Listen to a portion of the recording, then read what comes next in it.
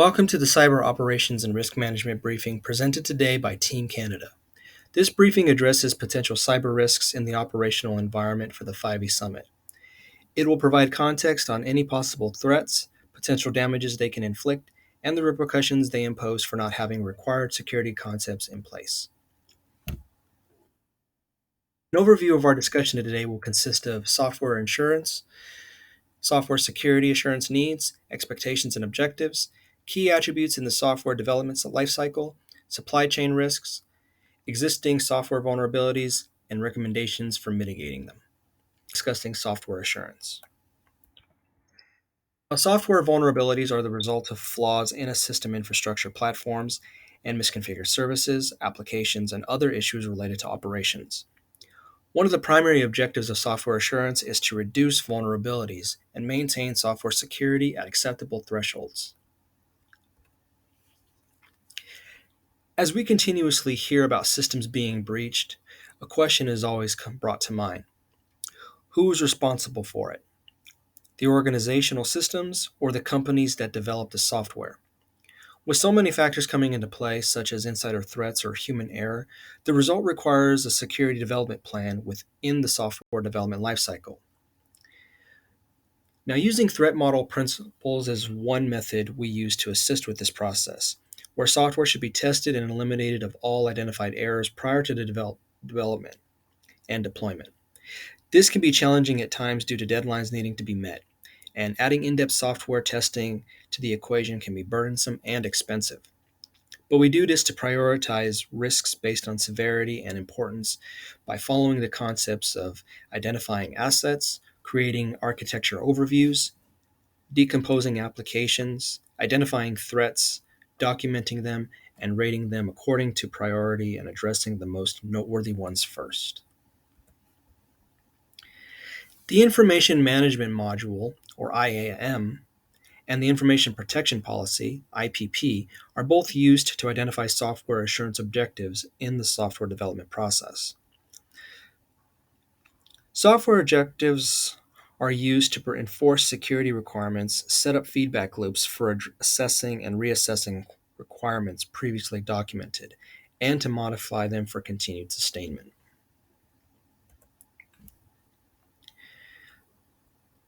Software development lifecycle defines the steps required to develop and maintain software and is initiated in the design phase. These considerations are identified in each SDLC phase for evolving the business application and security requirements together for ensuring a balanced approach during development. The first phase we have is initiation, where it accounts for all necessary security considerations and address threats, requirements, and potential implementations in functionality and integration. The second phase is the development and acquisition. Here there is no fixed order in which this can be accomplished, as long as uniformity and totality have been achieved. The third phase we have is implementation and assessment, where systems will be set up and assessed in the operational environment.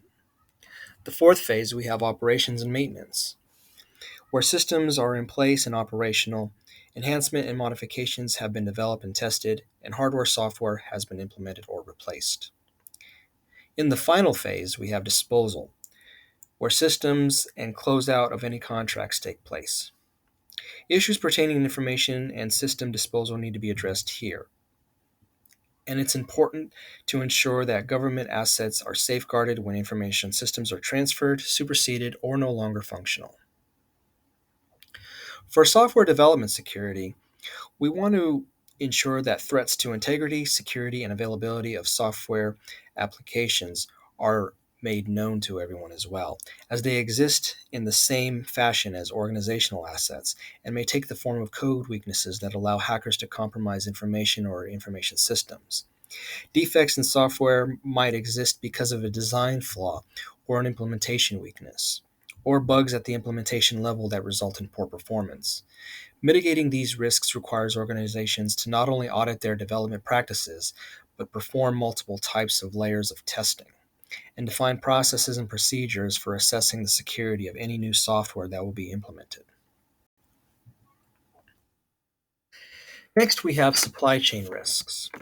And since the early 2000s, supply chain management has become dependent on electronic systems, emergent technology solutions to support multi businesses and operation functions. Today, supply chain risk has become one of the most discussed topics in the world, when up until a few years ago, it was only thought to be a behind the scenes business term.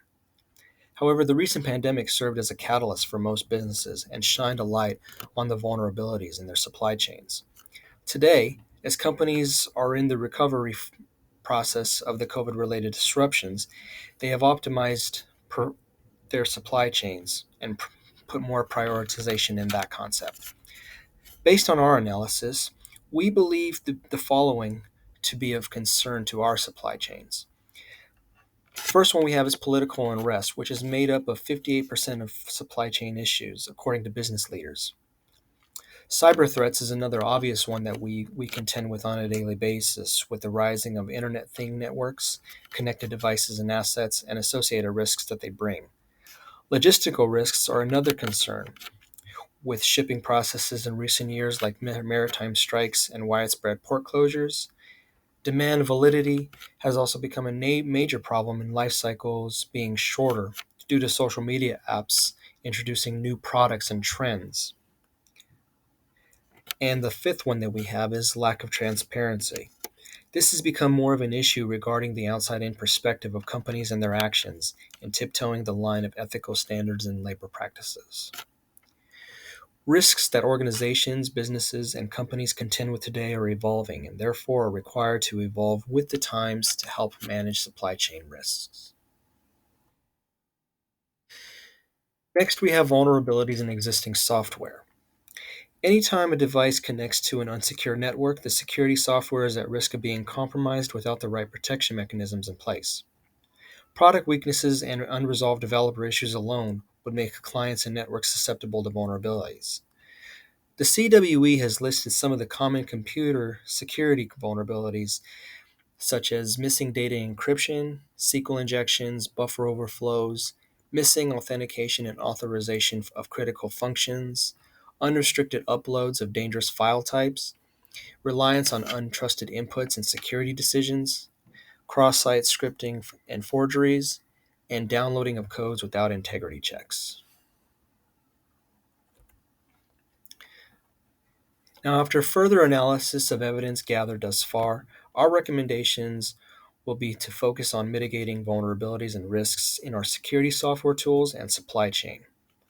For addressing software vulnerabilities, we will center on our focus on preventing computer security vulnerabilities by ensuring the following actions, such as staying on top of bandwidth usage with alerts when devices exceed thresholds, blocking users from visiting suspected and confirmed unsafe sites, setting unblocked and blocked lists to override category based filters, applying web bandwidth checks, and identifying risks with online scanning software that tell us where it is and then places a dollar value to it being there. For supply chain risk management, we have initiated some risk detection, assessment plannings, and execution methods for mitigating risks, such as monitoring supply chains in real time, quick response changes, moving to agile planning, improving transparency and traceability, establishing circular and sustainable practices, expanding supplier relationships, and developing risk based supply chains. Now, history has proven that every generation faces new challenges and the consequences they bring with them for those who are unable or unwilling to adapt to stay relevant. Our modern day challenges have become more complex, calling for the right response to new problems that arise every day. Listing these challenges and solutions to address them is only one step in the right direction, but the next step involves taking action to mitigate them.